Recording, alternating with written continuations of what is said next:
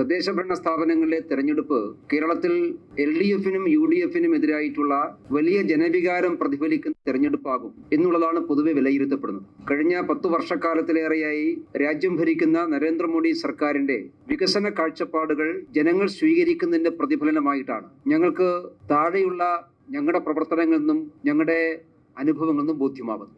അതുകൊണ്ട് ഈ പ്രാവശ്യം മോഡിക്കും നരേന്ദ്രമോദി ഗവൺമെന്റിനും BJPക്കും അനുകൂലമായിട്ടുള്ള ഒരു ജനവികാരം പ്രതിഫലിക്കുമെന്ന് ബോധ്യമുള്ളതുകൊണ്ട് UDFും LDFും BJPക്കെതിരായിട്ടുള്ള രാഷ്ട്രീയ ബാന്ധവത്തിന് പല സ്ഥലത്തും ഇപ്പോഴേ ചർച്ചകൾ ആരംഭിച്ചു കഴിഞ്ഞിട്ടുണ്ട്. CPMന്റെയും കോൺഗ്രസിന്റെയും നേതാക്കന്മാർ ചില ഇടനിലക്കാർ മുഖാന്തരം BJPക്ക് സ്വാധീനമുള്ള മേഖലകളിൽ ഒരുമിച്ച് മത്സരിക്കുന്നതിനെ കുറിച്ച് ആലോചന തുടങ്ങിയിട്ടുണ്ട്. പ്രത്യേകിച്ചും തിരുവനന്തപുരം, തൃശൂർ കോർപ്പറേഷനുകളിൽ BJPയെ പരാജയപ്പെടുത്താൻ വേണ്ടി CPMും കോൺഗ്രസും തമ്മിൽ അണിയറയിൽ അവിശുദ്ധമായൊരു ബാന്ധവം ആരംഭിച്ചിട്ടുണ്ട്. ഇത് കേരളം മുഴുവൻ വ്യാപിപ്പിക്കുവാനുള്ള ശ്രമം ഈ രണ്ട് മുന്നണികളും നടത്തുന്നുണ്ട് ഞങ്ങൾക്ക് നന്നായിട്ട് അറിയാം. അതുകൊണ്ട് ഇത് രാഷ്ട്രീയ പാപ്പരത്വമാണ്.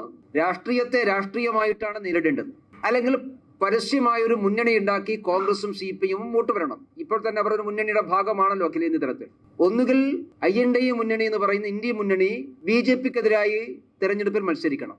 അതല്ലാതെ പരസ്പരം ജനങ്ങളെ വിഡ്ഢികളാക്കാൻ വേണ്ടി പരസ്പരം മത്സരിച്ച് BJPയെ തോൽപ്പിക്കാൻ വേണ്ടി പിൻവാതിൽ ബന്ധങ്ങൾ ഉണ്ടാക്കാനുള്ള സമീപനം അത് അങ്ങേയറ്റം അപഹാസ്യമാണ്.